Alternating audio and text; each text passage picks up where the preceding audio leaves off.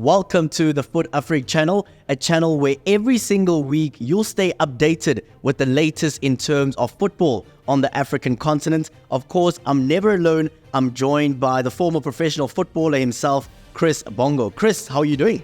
I'm doing fine. I'm very, very happy. How were the qualifiers in your opinion? Well, as usual, African qualifiers are always very difficult. We have 54 countries that they have to qualify. You have to find a place to qualify for limited numbers, which is half. So not easy on the continent. Definitely. Before we continue the conversation, first and foremost, we have to take a moment to send our love and our prayers to the people of Morocco. We've all heard about the earthquake that recently took place, taking thousands upon thousands of lives. We'd love to send our love and our condolences to our friends in Morocco as well. But most importantly, this is a conversation with you, the fans. We want you to get involved with the conversation. Remember to like and to subscribe to the Fut-Afrique channel and make sure that you are adding your voice to the conversation as well. Mr. Chris, let's jump straight into the big talking points in terms of the different groups. I love it when you call me Mr. Chris. You make me feel very old. Apologies. I'll call you Chris. That's much better. I feel young. Fantastic. Let's start off with the group where we are seeing Nigeria. Nigeria is a team that know how to qualify. It's no surprise that we are seeing them at the top of the group. Like you said, they know how to qualify. That is one country when they come to African Cup of Nations, their names always appear to be there. Yes, they lost. They missed some African Cup of Nations since 1957, but the key is in the tournament itself, they will be there. How they will perform there is different, but to get there, they know how to do that. And the past 3 games, they have proven it. They started well, they lost a game, and suddenly from there on, they have been winning and scoring a lot of goals. A team that has really improved a lot is Cape Verde. I'm quite happy to see how their football has gotten stronger, and they're now finding themselves in a situation where they will be playing at the African Cup of Nations. What have you made of their performances and also their growth?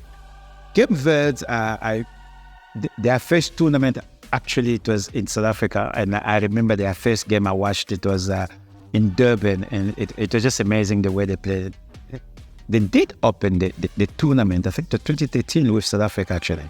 And their growth is from the fact that many of the Cape Verdeans, they are back home to play for the national team. So they are often in Portugal, in the lower divisions, but because they train properly and they're in good organizations, they come home and they love their island. They love their island, and they are very passionate supporters as well. So that is good about them.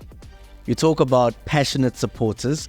We have to shine a spotlight on Egypt, a team that is loved on the African continent, a team that is always so dominant and so strong. They are sitting at the top of their group. Are you saying maybe that there's a possibility that we could see them being competitive in the Ivory Coast next year at the African Cup of Nations? 2 African Cup of Nations, they managed to get it to the final hurdle. And this time around, last time around, they lost against Senegal in the penalties. And that shows you how strong Egypt has been and is in the African Cup of Nations. They're the only team to have won it 3 times in their row, back to back. And people don't remember, for them to start winning it, they actually lost in the first round in AFCON in Morocco, if I'm not mistaken. The National Football Association resigned after the last game. They came back home, they regrouped, they hosted it, they won to Ghana, they won to Angola, they won. So that showed you the only thing that stopped Egypt continue winning, it was the Arab Spring, when they did not have football, and that slowed them a little bit. But they are a very, very good nation. Each time they go to a tournament, especially on the continent, they will be in the final or win it, and we've seen it even with their clubs. Definitely. Let's talk about Ghana as well as Angola. Those are the 2 teams that will progress. Are you expecting that these 2 teams will be competitive in the Ivory Coast? In Cameroon, Ghana was among the very big disappointment. The thing with Ghana, you always expect them to be in the African Cup of Nations. They always go as favorites. They will be there. I think that's tag comes from the fact that they've got so many players playing in the European leagues and the top leagues, and they play week in, week out. So you expect their performance to come to the national team. It never happened. The big talk in Ghana at the moment is, do the Ayub brothers still have a place in the national team? So that's a big talk. Angola, they go to tournaments often as a black horse. You don't know how they're going to perform. It's a great story for the COSAFA region. It is a great story for Southern African region. For you to start seeing Angola there. Their local football is doing well as well, because you see them in the CAF Champions League making it to the knockout phase. That is a good story. Algeria, a team that's always competitive, a team that dominated their group. Are you expecting them to be one of the front runners at the African Cup of Nations? You need them to be there. You hope they will be the front runners, but they always disappoint. They're almost like Morocco. Morocco went to Cameroon unbeaten. They were the first team to qualify for Cameroon AFCON, but they went there. They did not do what you expect them to do. Qualifying and being in the tournament, totally different affairs.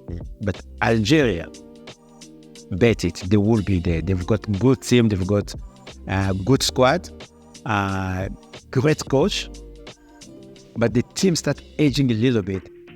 Fortunately, in Africa, the older you get, the better the national team is for African.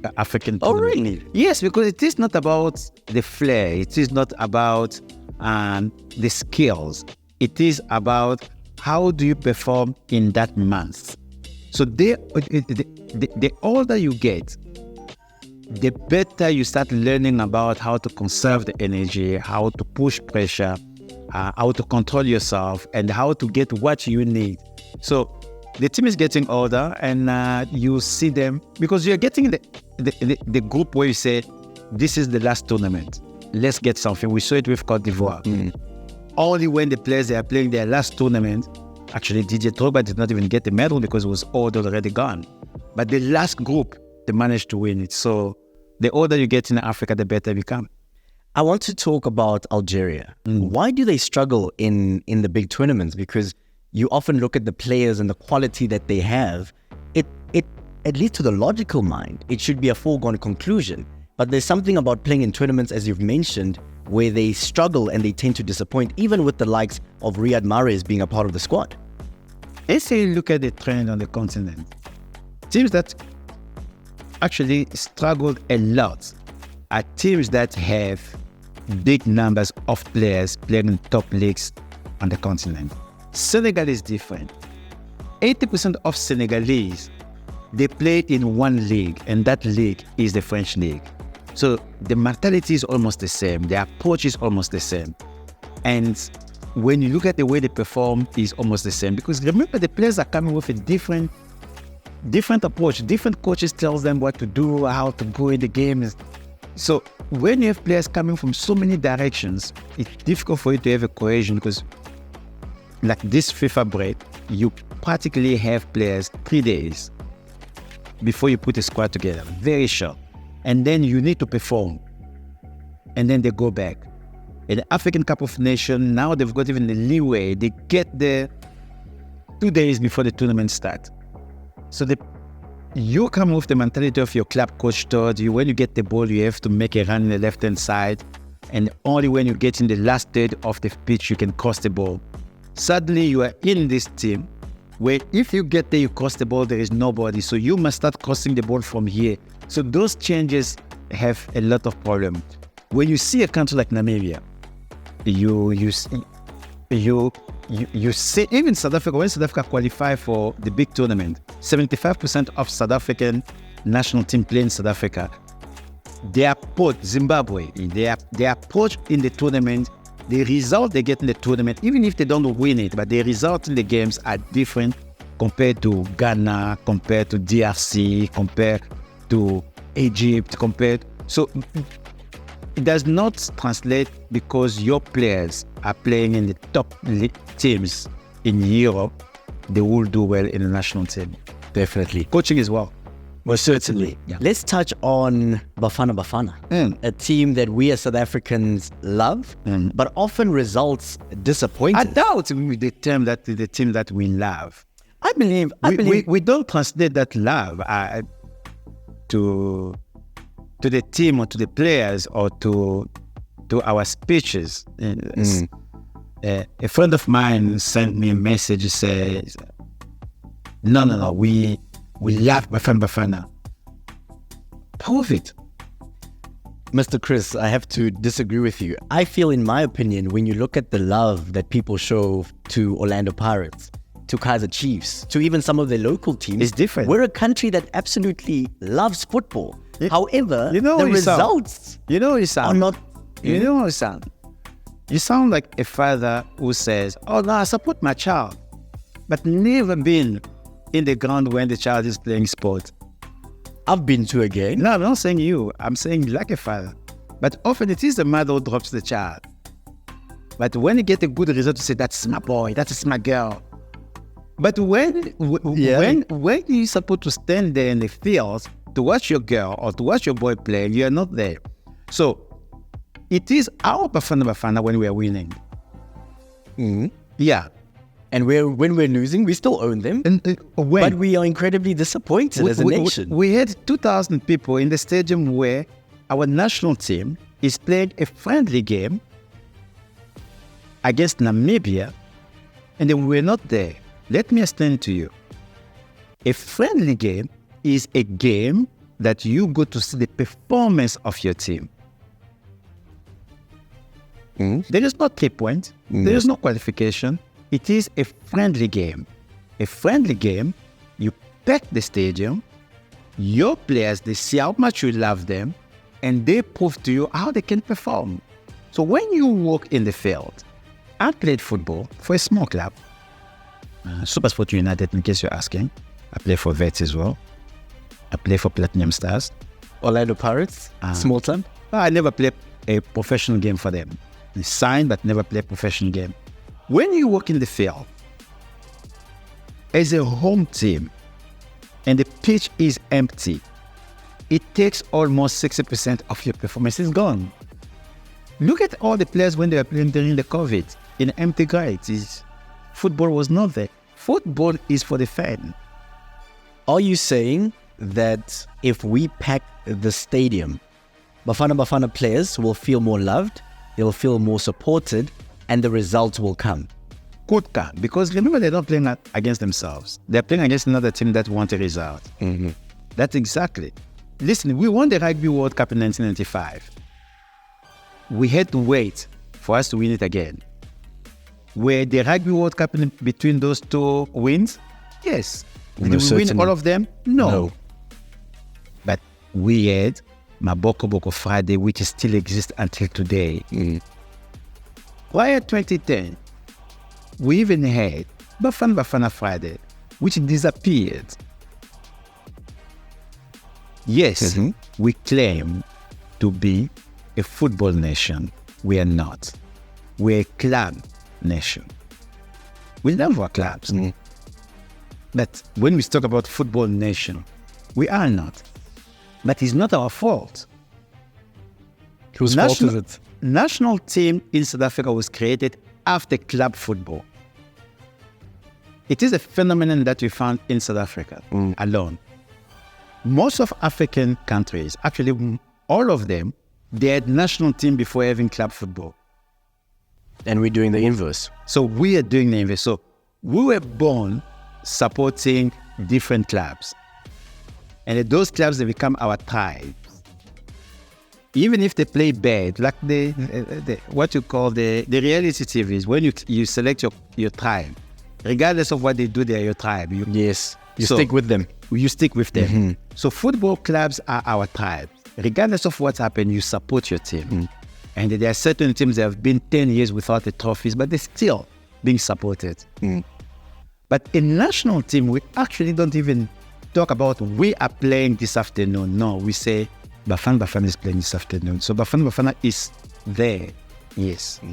When they win, did you see what? Huh? We claim them. We claim them. So that's a difference. I hear you, Chris. What needs to change? So BafanaBafana is at the top of their group. They are going to the African Cup of Nations that will be hosted in the Ivory Coast in Jan and Feb next year. Yes. We as South Africans want this team to do well. Yes. What do we need to do as supporters to support BafanaBafana? Are you saying we must buy jerseys? We must show them love and support? If I'm not traveling to the Ivory Coast, I must be on social media, supporting them, showing them love? I go back to a parent and a child. Even when they're doing theatre, when your child is in that podium, he or she's looking for you.